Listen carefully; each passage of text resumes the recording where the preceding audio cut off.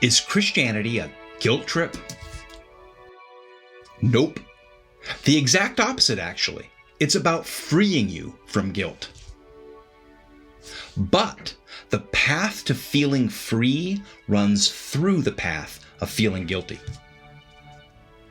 Because feeling bad is, well, good for you.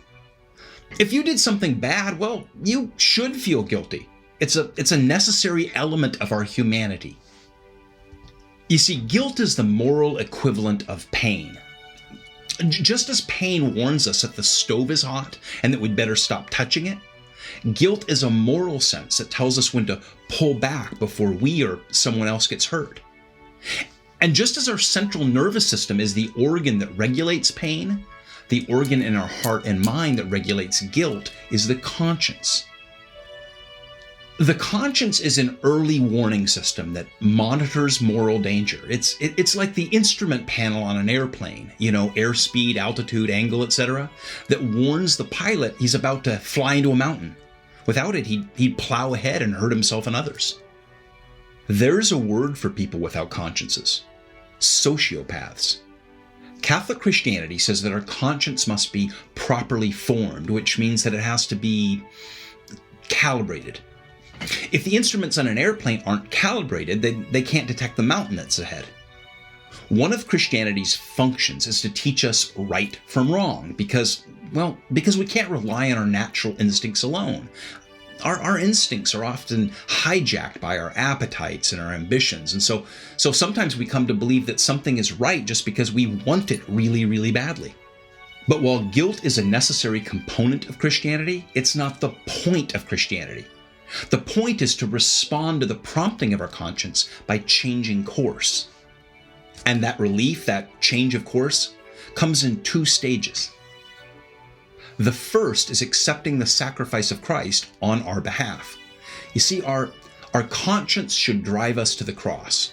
Now, I've posted links below to other videos explaining why and how that works. But even after we've been united with Christ in baptism and communion, the truth is that we still do bad things, don't we? I mean, if we're honest, we have moral lapses every day. And if we have properly calibrated consciences, then the warning lights should go off every day. You see, that's a feature, not a bug of Christianity.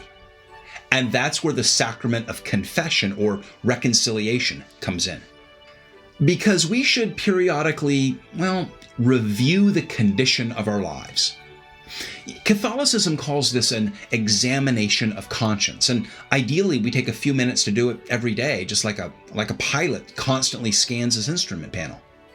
And when I examine my conscience and I realize that I've done wrong and failed to do good, healthy guilt should drive me to the sacrament of confession.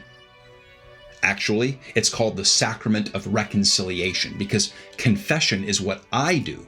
But the purpose and the outcome of that sacrament is that God reconciles me to him through the mediation of the priest who's serving as my confessor. Now, to be clear, the sacrament of reconciliation does not relieve me of the practical consequences of the bad things that I did. If I confess to a crime, the sacrament reconciles me to God, but I still have to take responsibility with the civil authorities for what I've done.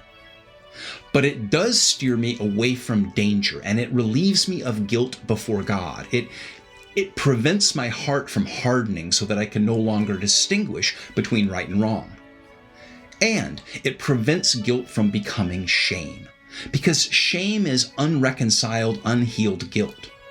Shame is guilt without grace.